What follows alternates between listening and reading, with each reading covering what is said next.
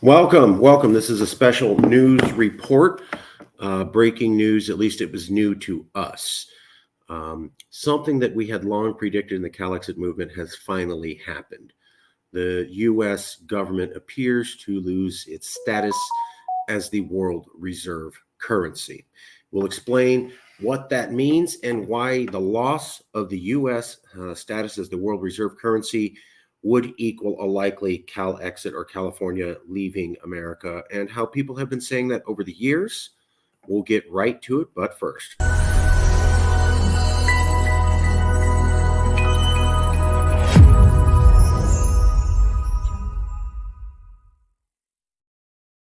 Special report for the Calexit movement. We have been predicting something like this for a long time. So recently, Saudi Arabia has announced, or it appears that Saudi Arabia has announced, that it will no longer use the US dollar as the reserve currency. So I'm going to let Jimmy Dory explain. Well, actually, it's a clip that he took from someone else explain, but it does a pretty good job. So here we go.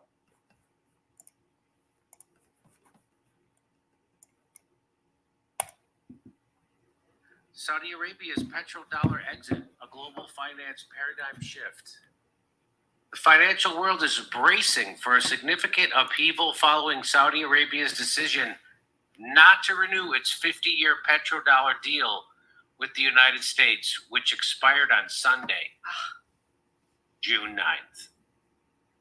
So I know I talk about the petrodollar. I don't know anyone else who ever brings it up. We do a lot. That's why we have such a close relationship with Saudi Arabia. It has a lot to do with why we do a lot of the wars we do, especially Yemen. So here is a explainer. This is Marin Kafusa. I don't know, how do you say that name? Katusa. He's the author of 2014's The Colder War, How the Global Energy Trade Slipped from America's Grasp. So here's just a few minutes that's going to explain it to you better than I can. The petrodollar is actually a device invented by Kissinger and Nixon. The standard of living of all Americans can be traced back to here, the vast oil-rich deserts of Saudi Arabia. In the early 70s, after the Arab crisis happened with the oil embargoes, OPEC basically tripled the price of oil to the Western world. And at that time, America realized that they were vulnerable because they were importing about 70% of all the oil they consumed. To secure a reliable foreign source of oil, U.S. President Richard Nixon sent his Secretary of State and National Security Advisor Henry Kissinger to Saudi Arabia for a secret meeting. The result was a pact that still stands to this day. If Saudi Arabia, which at the time was the world's largest producer of oil, would sell the oil in U.S. dollars, America would defend Saudi Arabia and make sure the House Assad would stay in power. As a direct result of this U.S.-Saudi agreement, all other oil-producing nations also adopted the dollar as the de facto medium of exchange. Demand for it increased exponentially all over the world, and soon it had a new name.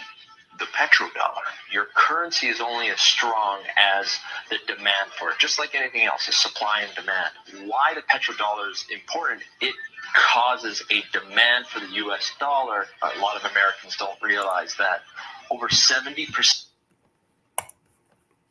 So that's a quick explanation. So basically, the American standard of living that you've enjoyed is based upon an inflated value for the U.S. dollar. So the U.S. dollar isn't actually worth what it really would be, because everyone in the world has to use the U.S. dollar for any international trade. So if Iran trades with Russia, they have to use the dollar. If North Korea trades with China, they have to use the dollar. So with the BRIC countries, and especially China and Russia, they've been pulling away from that and trying to create an alternative reserve currency. That was dangerous, but it didn't really have the weight behind it. Saudi Arabia, who was the giant that allowed America to create the petrodollar, has now shifted its weight to the BRICS consortium. So Saudi Arabia said that we're not going to use the US dollar as a reserve currency for trade. That's the thing that made America have the reserve currency status. which is what allowed America to inflate the value of the dollar, which is what allows America to be the most powerful and rich country in the world. If the dollar actually has to stand on its own value, it's going to become deflated, and the living standards of Americans will drop drastically because you're basically living higher on the hog, as my grandma used to say, in rural Fresno County. Your dollar's worth more than it's actually worth because everyone in the world uses it. When the demand for the dollar drops, the value of the dollar will drop, and therefore the living standards of Americans will drop. This has been predicted for a long time. It has been feared for a long time. Now I'd like to show you something else, if I may.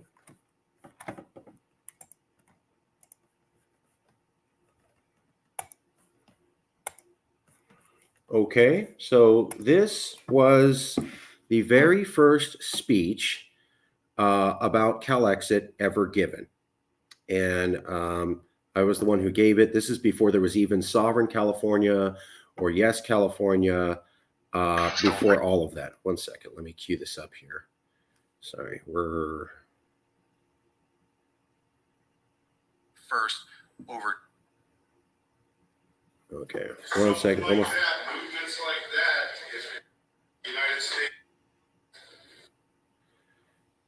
Okay, so let me play this for you so you can see exactly what happened.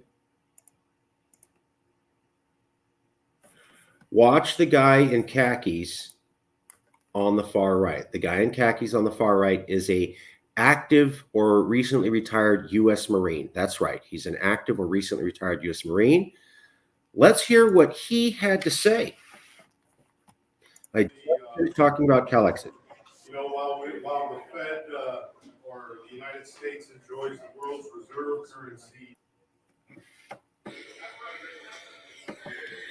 You know, I'd just like to add that obviously, you know, while the Fed or the United States enjoys the world's reserve currency, you know, something like that, movements like that, if something was to happen to the Federal Reserve note and its role as the reserve currency, you may see movements like this spring up around the country.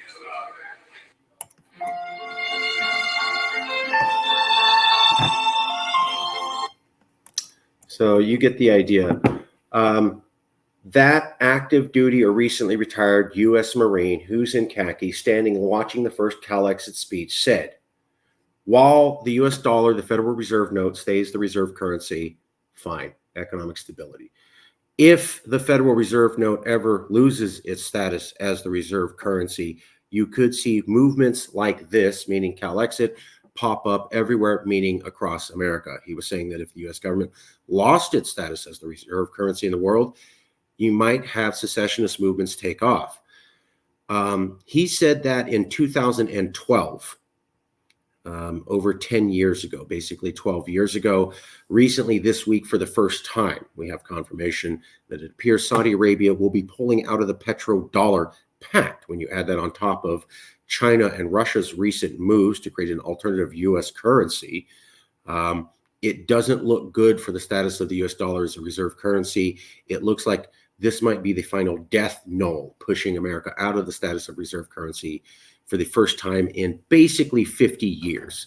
It was created in the 1970s. We're in the 2020s now. So for over the last half century, America's enjoyed this status as the global reserve currency holder. If it loses that, it loses economic prowess. It loses the economic empire. It loses the military empire. It loses the standard of living that it's had people believe was standard here in America. When all of that goes and there's that much change, this former U.S. Marine in khaki said, that's when you'll see Calexit. Well, that prediction made in 2012 happened this week in 2024. Something to think about. We'll see you soon.